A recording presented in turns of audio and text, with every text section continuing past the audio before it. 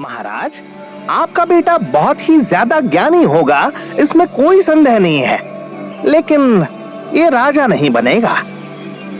राजा नहीं बनेगा? ऐसा कैसे हो सकता है?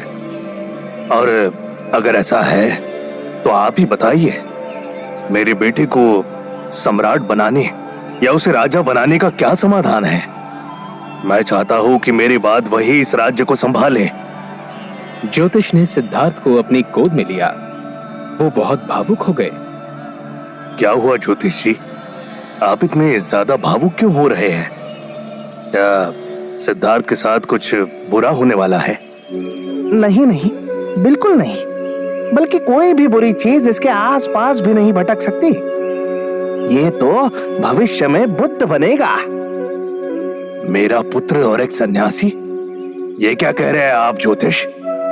जब से राजा शुद्धोधन ने सिद्धार्थ को लेकर भविष्यवाणी सुनी, सिद्धार्थ को ऐसी जिंदगी दी जिसमें ना तो वह ज्यादा सोच सकता था, ना ही अपने विचारों से भटक सकता था।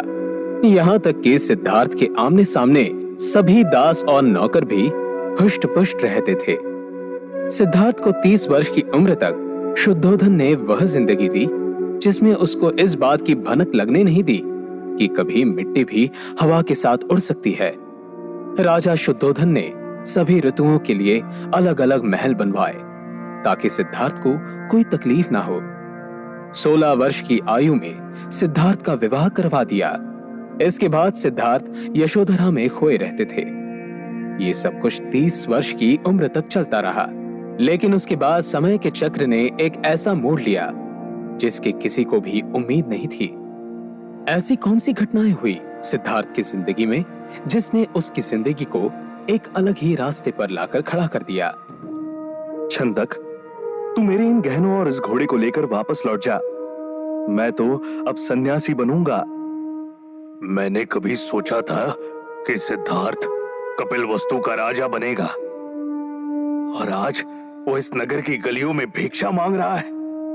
शुद्धोधन के पास इतनी संपत्ति है कि वो पूरे भारतवर्ष के भिक्षुओं को जो मांगे वो भिक्षा दे सकता है। सिद्धार्थ सिद्धार्थ नहीं रहा, बल्कि वो एक तेजस्वी महात्मा के रूप में सबके सामने आया। बुद्ध के धर्म प्रचार से भिक्षुओं की संख्या बढ़ने लगी। बड़े बड़े राजा महाराजा भी उनके शिष्य बनने लगे। भिक्षुओं की संख्या बहुत बढ़ने पर बौद्ध संघ की स्थापना की गई। सिद्धार्थ के जीवन का ये रहस्य जानने के लिए सुनते रहिए हमारी ये सीरीज गौतम बुद्ध